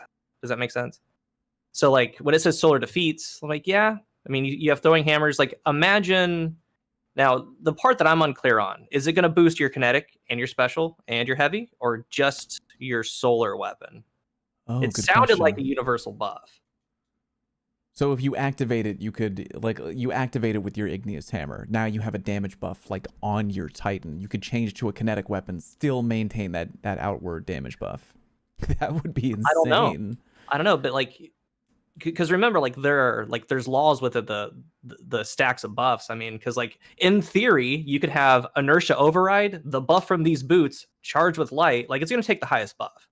So, and then, like, the weapon buff itself, like Rampage. But imagine like using Top Tree, the shoulder charge, kind of crazy, right? Shoulder charging people, in this day and age with stasis. But, say you have Swashbuckler on your weapon, it's a solar kill. So you have Swashbuckler times 5 plus whatever this buff gives. Like there could be some really interesting high damage stuff with it. And just reading it on paper that it kind of locks down stasis, like whatever that is, just make that universal for everybody. Just go ahead and do that. And then just make this Titan do it just a tad bit better. Yeah. And I've been using, like Drew said, like I just use, and it's not even intentional. I just have I look at my loadout and it's like all the weapons I rock are all solar.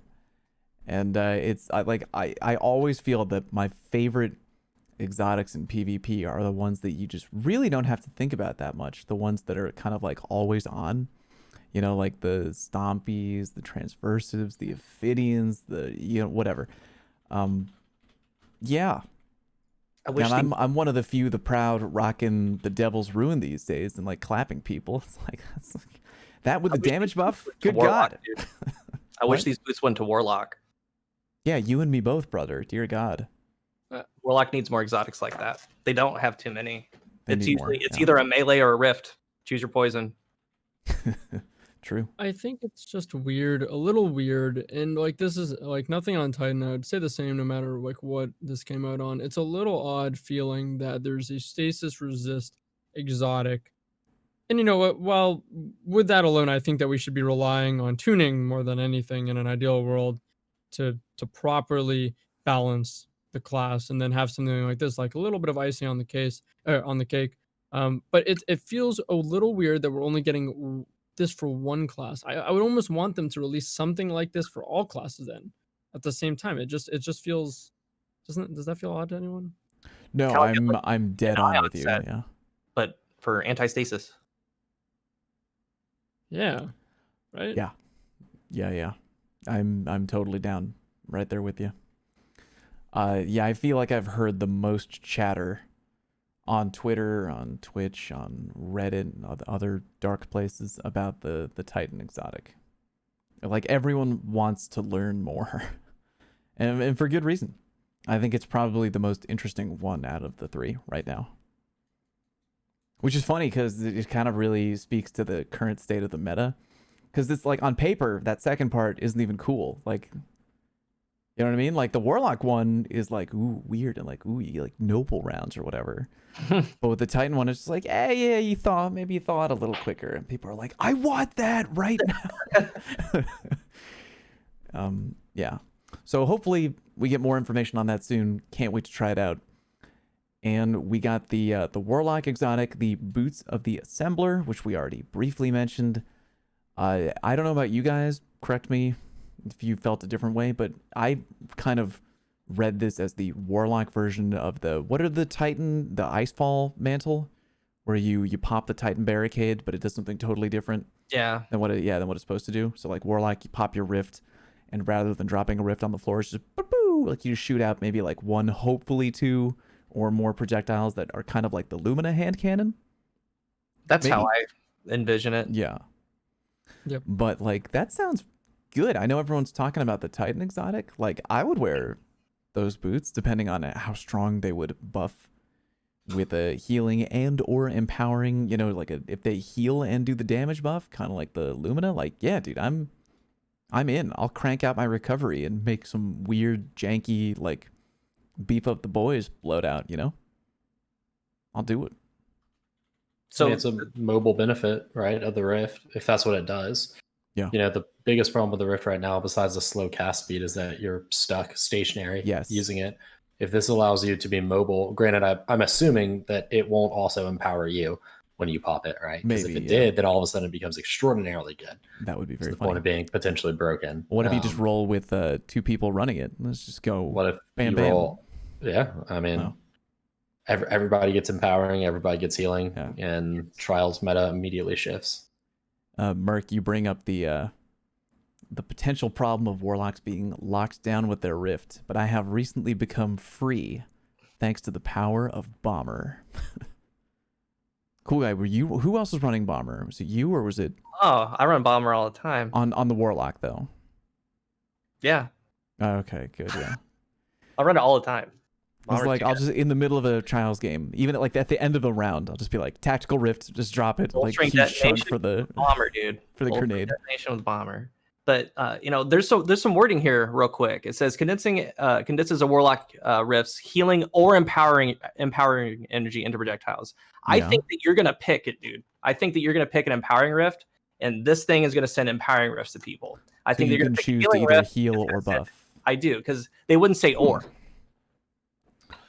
I thought they meant that like, hey, whichever you pick, healing or empowering. But I guess you're right the way that they phrase that, healing or empowering energy. If it's both, great. If it's both, that would be wildly cracked because you could just spam it like all the time with no care in the world.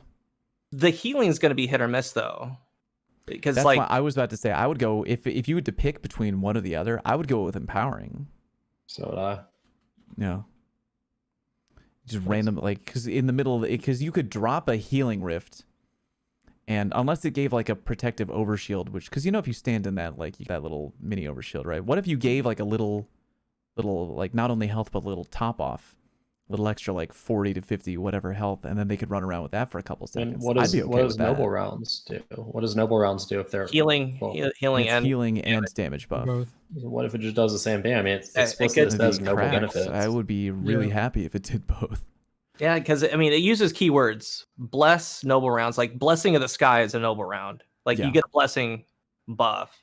So I mean, it could be that too. Like, say you're like in a GM and like I'm like super one shot. I'm running. I'm like pop the rift, fall out. And this little noble round comes and heals me real quick. What if the noble rounds are baby fallen and they float out of your body and latch onto you, and as long as you have a baby fallen on your back, you get an overshield and bonus damage? I like that.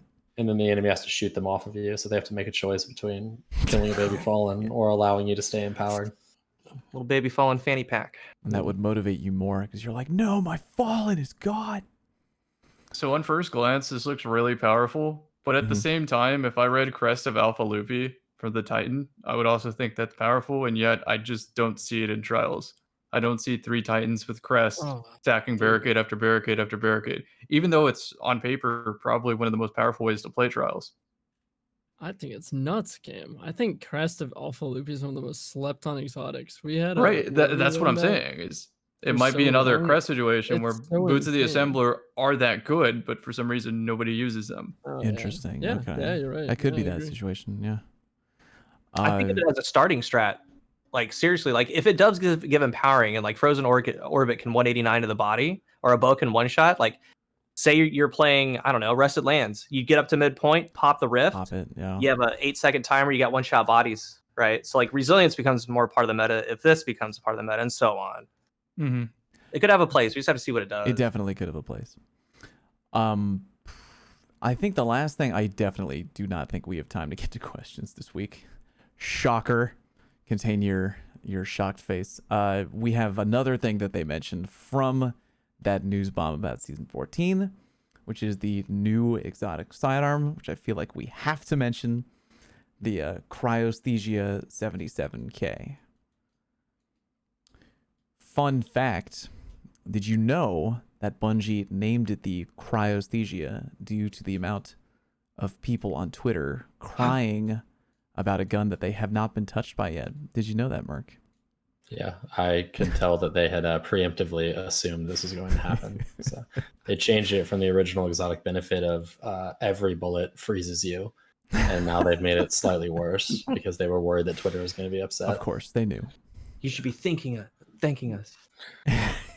I have altered the deal. Does anyone yeah. have a real idea of how this works? Of how the sidearm works? Sort I have no of. idea. I mean, like, what did we see in the trailer? In the trailer, it does this like cinematic angle while he reloads. Why would they do that if it wasn't reload based? Exactly. I was thinking the same thing. They zoom in specifically on the reload to be like, ooh, he's reloading now. Like every frame telling a story. So he gets like what, 1 or 2 kills and then reload and then next shot, boom, frozen. Maybe it has to be 2 kills before reload. Could be 2 or it could be 1. Terra, where it builds up energy as you do damage. damage. There you go. Doesn't necessarily, because he did kill 2, I think, in the trailer before doing it. Maybe the frozen shot has to be a crit. I can't remember if he shot the Vex right in the tummy. I don't know if he shot him in like the shoulder or something. Like it could. Well, the Vex wasn't throwing shurikens at him, so he's not getting 3 in PvP. What do we guys think about that? I know that the community, and like, look, I get it. Look, being frozen, it's really annoying. Nobody likes being frozen. Stasis is really strong. I just want to make sure, and like, if we get to the point where I want to make sure I'm telling people if there are things in the game that we don't like, that we think are too strong, let's be sure we are vocal about that in a good way, not in a non-douchey, non-death threatening, don't be an asshole on Twitter type way. But if there are things in the game that you don't like, sure, let's talk about them. But one thing I don't know why, it just rubs my brain the other way, is pre-complaining, the pre-complaint. I mean, you can have your predictions, you can have your theories, but like automatically coming in hot being like, well, PvP's over, I'm just not playing at all. It's like, come on, man. I get where you're coming from, but dial it back a little. Let's at least get our hands in the dough before we complain that it doesn't taste good, right? I just want to know if it's going to take on effects of your Stasis subclass. Like what? Hedrons. Oh, like the fragment. Oh, God in heaven. That's what I want to know. I did not think about that. First thing I thought about when I saw him freeze that Vex with that pistol, I'm like, that's a Revenant doing that probably, or a Bikini. Does he got more damage now? Like that's what I wanted to know. Can he change to a kinetic and one-shot sniper in the leg? These are the things the cool guy thinks about. Yeah. Do you guys think it's gonna be what is the best case scenario for the Cryosthesia, and what is the worst case scenario? However you define best or worst. What is the strongest potential in the sandbox, and what is the weakest potential the gun could have? The best case scenario for the actual sandbox is something like Symmetry, where it requires enough damage or kills or something to where it's not omnipresent in PvP. The worst case scenario is that every bullet deals stacks of slow to the target, and that if you put 4 or 5 bullets into someone, it just freezes them. And that would be like the worst case scenario, I think. In terms of realistic things that I think they could actually do, like however misguided that would probably end up being, like, That would be horrible. Yeah. I can't imagine. I mean, yeah, I would agree with you that would probably be the worst case scenario. I can't imagine that Bungie would ever be that tone deaf. Just be like, yeah, what does that gun do again? It's like, oh, yeah, every time you hit them with a bullet, they get more slow. Yeah, it sounds good. They'll probably like that. Ship that. It's like inverse Traveler's Chosen, right? Like Traveler's Chosen like stacks accuracy and aim assist for you, and this like takes accuracy away from the people that you're shooting, which is what everyone loves about Destiny. So if Osmosis does that in PvP, I'm taking a break. Yeah. That's the stasis effect of bullets. Like, so if you hit them with that wouldn't do that. If you hit an enemy with an osmosis activated weapon, Yeah, on a if stasis it class somehow that you were slows them for applying any amount of stacks time, slow, I'm uninstalling. God. I didn't even think about that. Yeah, no. I don't know how this weapon's Bungie, really gonna please. work, and we gotta wait and see, obviously. And I'm not gonna fully judge something before you see it. But to me, what scares me, what makes me nervous about a weapon like this, is the fact that right now stasis is balanced around abilities and cooldowns, and whether you think it's well balanced or not is irrelevant right now. It's like right now there are cooldowns governing how often you can use your stasis abilities. This is a weapon. Weapons are the thing in Destiny that have, and as a primary weapon, which I assume it is, being a sidearm, this is the thing that has 100% uptime. So like, even if there is an activation cost of the perk, whatever that might be, getting a kill, getting 2 kills, it's just the fact that you have the opportunity to do that at any point is like, just, I don't know, that makes me nervous. So I don't know, we'll have to wait and see, I guess. Yeah, fair enough. I'm gonna add that freeze is always better than a kill in Destiny. If we're talking Devil's Ruin, you think, oh, you can laser at the end to get a kill. It's the same as the freeze because they're dead anyway. No, with freeze, you can choose how you kill them. You can get a Karnstein activation. You get Hedrons for free. You can get super energy with the specific perk, etc. Yeah. Like, what if you can start getting ice chains if you're on a Warlock? That's the stuff I'm thinking about. That's the stuff I'm thinking about. Bungie, stop listening right now. Don't listen any further. I mean, Sandbox like, teams jotting down notes, the like, launcher good. is affected by fissures, right? Yeah. Say again? So the launcher, whatever. Yeah, the launcher is affected by activation fissures. So I'm getting, it's on the table. Wandering down a dangerous road here. Yeah, so those are all really very frightening thoughts, but definitely worth considering for the new weapon. And I mean, we'll know soon enough, because not only is it coming to the game in Season 14, which is pretty much, under a week now? Under a week. It is the first exotic that you can unlock day 1 from the Season Pass reward. So, yay to that. We'll figure out what it does, and more info to come. In the meantime, yeah, unfortunately, pretty much went exactly how I thought it would go. We're pretty much out of time. And, well, the good news is we covered everything from the TWAB and most of the Sandbox stuff from the new trailer. Bad news is no community questions. Put it on my tab. The good silver lining, we'll have plenty for next time. And I do believe the next time we go live will be at least 1 week deep into season of the Splicer, so I'm pretty sure we'll have damn plenty to talk about. But in the meantime, we appreciate you joining us as always. I think this was a total banger episode. Sorry that we had to delay a week from last week, but Totally worth it. You totally worth it. Come on, totally worth it. Come on. We're gonna go around the table real quick. I will let everyone tell you in their own words where you can find them when we are not here on the show. Cammy, where can the people at home find you? YouTube.com/CammyCakes Gaming, Twitter.com/CammyCakes YT. And yeah, that one's it for now. Beautiful. Cool Guy, what about you? Twitter and YouTube, Cool Guy Games, and Twitch, I am Cool Guy Games. Drew, tell the people. twitch.tv/Drewskys and youtube.com/Drewskys channel, twitter.com/Drewskys channel. Merc, where can the people find you? I'm on Twitter at Mercules904, and I'm on the Destiny Massive Breakdowns podcast, which records Thursday night and releases Friday morning, talking about Sandbox stuff there too. It's really good. Go check it out. You definitely should. I appreciate the shout out. And I'm Fallout. You can find me at youtube.com/FalloutPlays and twitch.tv/FalloutPlays. We appreciate all of you. Thank you very much for listening. We are Firing Range, and we will catch you next time. Take care.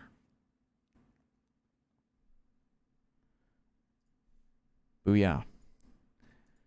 Done with audio. We are still live on Twitch, but we got to find a channel to raid. Dear CammyCakes. Anno, officially done with recording. Just save it as a It's good. It's fun. Yes. Still live on Twitch though. Oh, you can talk. Yeah, man. sure.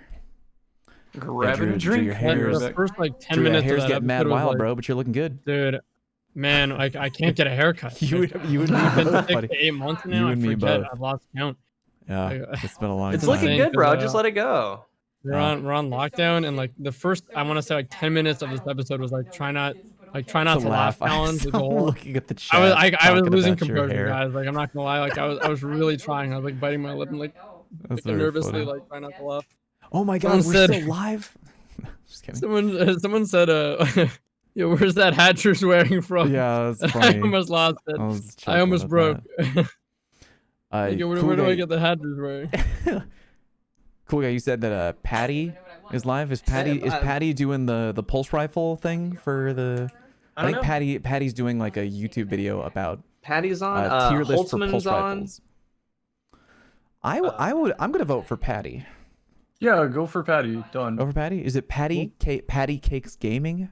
Yeah. Or is it okay? Or is it Patty? Mylan's on as well. I mean, it's up to you guys. Well, I already. I'm typing. What are we doing? Just do Patty, man. Just do Patty. Patty's You're fine. feeling it. You're feeling it. That's not it. That's not. I said CammyCakes Gaming. Oh, PADDY. Damn it. Hold on. We almost rated a completely random CammyCakes. He's like, oh, thanks. Okay, hold on. I'm totally effing up here. Hold on. I thought I knew how to spell it. Is it PAT or PAD? PATT. PATT? Then it isn't CammyCakes Gaming. It's PATTY Cakes PC, isn't it? Oh, it's CammyCakes PC? I think so. All right, check it out. Invalid. You guys are killing me right now. Maybe it's not on anymore. Maybe it just got off. No, right there. Oh yeah, he is. So it's just Patty It's Cakes. just Patty Cakes. There it is. God damn it. There we go. All right, that's the pancake emblem I recognize. All right, go The say hi office. to Patty Cakes. Thank you. Thank you. Yeah. We appreciate all of you. Go ahead and have a great what fucking day is it? Wednesday. Say hi to Patty for us, and we'll catch you next time. GG's.